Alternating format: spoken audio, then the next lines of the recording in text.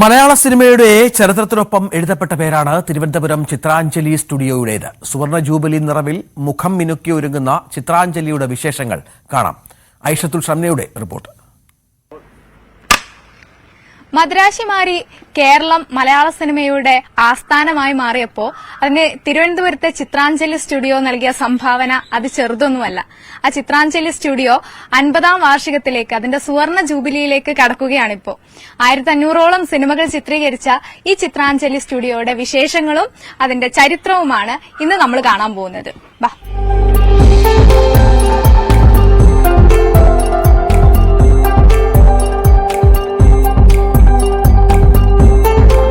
ചിത്രാഞ്ജലി സ്റ്റുഡിയോന്റെ അകത്തുള്ള മ്യൂസിയത്തിലാണ് നമ്മളിപ്പോൾ ഉള്ളത്.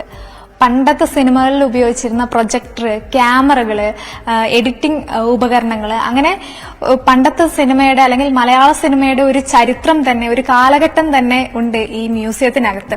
ഇതാണ് പഴയകാല സിനിമകളിൽ ഉപയോഗിച്ചിരുന്ന പ്രൊജക്ടർ. ഇതിനുള്ളിൽ നമുക്ക് സൂക്ഷിച്ചു നോക്കിയാൽ കാണാം, പഴയ റീലൊക്കെ ഇതിനകത്ത് നമുക്ക് സൂക്ഷിച്ചു നോക്കിയാൽ കാണാം. അപ്പൊ ഇതാണ് പണ്ട് മലയാള സിനിമയിൽ ഉണ്ടായിരുന്ന പ്രൊജക്ടർ എന്ന് പറയുന്നത്. അതുപോലെ തന്നെ നമ്മൾ ഈ വഴി ഇങ്ങനെ വരികയാണെന്നുണ്ടെങ്കിൽ ആ പ്രൊജക്ടറിന് തന്നെ മറ്റൊരു പ്രൊജക്ടർ കാണാം. ഒപ്പം പ്രോസസ്സിംഗ് നടക്കുന്ന ഒരു ഏരിയ, ഇവിടെയാണ് നമ്മുടെ ഈ നെഗറ്റീവ് പോസിറ്റീവ് ആക്കി മാറ്റുന്നത് ഈ ഒരു ഏരിയയിലാണ്, അല്ലെങ്കിൽ ഈ പ്രോസസ്സിംഗിലാണ്. ഓരോ കാലഘട്ടത്തിൽ ഉപയോഗിച്ചിരുന്ന അല്ലെങ്കിൽ അഡ്വാൻസ്ഡ് ആയിട്ടുള്ള കുറെ കൂടി നല്ല ഓരോന്ന് മാറി മാറി വരുന്നത് നമുക്ക് കൃത്യമായിട്ട് കാണാൻ പറ്റും. ഓരോ ലൈറ്റുകളുണ്ട്. ഇതാണ് പണ്ടത്തെ സിനിമയിൽ ഉപയോഗിച്ചിരുന്ന ലൈറ്റുകൾ.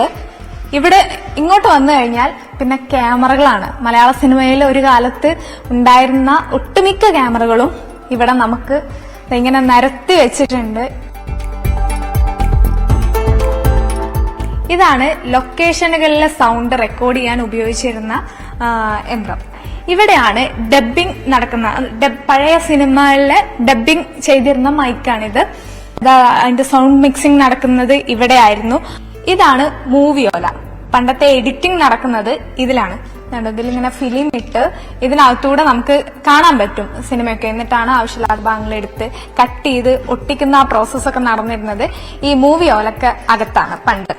ചിത്രാഞ്ജലി സ്റ്റുഡിയോയില് ഇതുവരെ 1500ഓളം സിനിമകൾ ഷൂട്ട് ചെയ്തിട്ടുണ്ട്.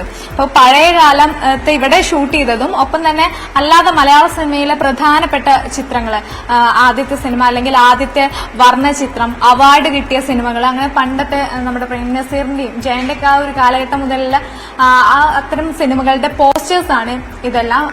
ഒരുപാട് വർഷങ്ങൾ മുമ്പത്തെ 1961 സിനിമയുടെ വരെ പോസ്റ്ററുകൾ ഇവിടെ ഉണ്ട്. അങ്ങനെ അതിന്റെ ഒരു വലിയ ശേഖരം കൂടി നമുക്ക് വന്ന ഈ മ്യൂസിയത്തിൽ കാണാൻ പറ്റും.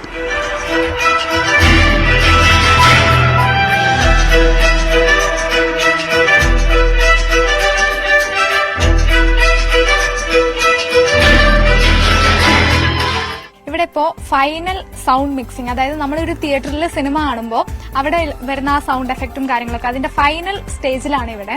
ചേട്ടാ, ഇത് എന്താണ് ശരിക്കും? ഇത് ശരിക്കും നമ്മൾ സറൗണ്ട് മിക്സ് എന്ന് പറയും. നമ്മൾ വീട്ടിലെ 5.1 പോലെ നമ്മൾ മിക്സിംഗ് എന്ന് വെച്ചാൽ ഇപ്പം ഡയലോഗ് ഉണ്ടാവും, എഫക്ട്സ് ഉണ്ടാവും, പിന്നെ മ്യൂസിക് ഉണ്ടാവും. അപ്പോൾ അതിനെല്ലാം കൂടെ ഏകീകരിച്ച് നമ്മൾ തിയേറ്ററിൽ എങ്ങനെയാണ് കേൾക്കുന്നത് അത് ആ രീതിയിൽ ചെയ്യാനുള്ള സ്ഥലമാണ്. ചിത്രാഞ്ജലിയുടെ ഔട്ട്ഡോർ കാഴ്ചകളാണ് ഇനി നമ്മൾ കാണാൻ പോകുന്നത്. ലാൻഡ്സ്കേപ്പുകൾ, അമ്പലങ്ങൾ, വില്ലകളൊക്കെ സെറ്റ് ഇട്ടത് കാണാം ഇനി.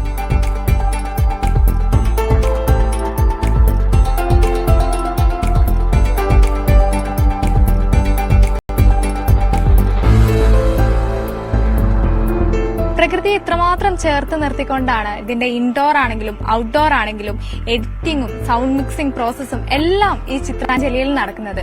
അതിന് KSFDCയുടെ ഒരു കോൺട്രിബ്യൂഷൻ, അല്ലെങ്കിൽ അവരതിന് എന്താ സംഭാവന നൽകുന്നു എന്നുള്ളത് ഏറ്റവും പ്രധാനപ്പെട്ട ഒരു കാര്യമാണ്. കാരണം 75 ഏക്കറോളം നീണ്ടു കിടക്കുന്ന ഈ ചിത്രാഞ്ജലിയെ ഇത്ര മനോഹരമായി വെക്കുന്നത് അവർ തന്നെയാണ്.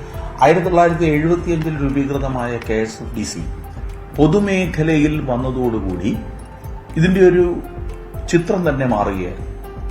അവിടെ നിന്ന് ചിത്രാഞ്ജലി സ്റ്റുഡിയോ വരുന്നു. നിരവധി സിനിമാ മേഖലയിലെ സാങ്കേതികവും ദാർശനികവും അതുപോലെ തന്നെ തത്വാധിഷ്ഠിതവുമായിട്ടുള്ള ഫോട്ടോഗ്രാഫി അടക്കമുള്ള അതിന്റെ എസ്തെറ്റിക് സെൻസ് അടക്കമുള്ള ഇന്ന് വന്ന് ഏറ്റവും നൂതനമായ സാങ്കേതിക വിദ്യ വരെ അഡ്രസ് ചെയ്യാൻ പറ്റുന്ന തരത്തിലേക്ക് ചിത്രാഞ്ജലി സ്റ്റുഡിയോയും KSFDCയും മാറിയിട്ടുണ്ട്. ഏറ്റവും ചെലവ് കുറഞ്ഞ രീതിയിൽ സിനിമാ നിർമ്മാണം പൂർത്തിയാക്കി കേരളത്തിൽ നിന്ന് പോകുന്നതിന് വേണ്ടിയിട്ടുള്ള എല്ലാ സാഹചര്യവും ചിത്രാഞ്ജലിയിൽ ഒരുങ്ങുകയാണ്. കണ്ടു തീരാത്ത കാഴ്ചകൾ തന്നെയാണ് ചിത്രാഞ്ജലിയിൽ ഉള്ളത്. എന്തായാലും 50ാമത്തെ വാർഷികത്തിലോട്ട്, അതിന്റെ സുവർണ ജൂബിലിയിലോട്ട് കടക്കുമ്പോൾ ഇനിയും കൂടുതൽ പുതുക്കിക്കൊണ്ടിരിക്കുകയാണ് ചിത്രാഞ്ജലി. ക്യാമറാമാൻ ബിപിൻ മുരളിക്കൊപ്പം ആയിഷത്തുൽ ഷംന, ന്യൂസ് 18.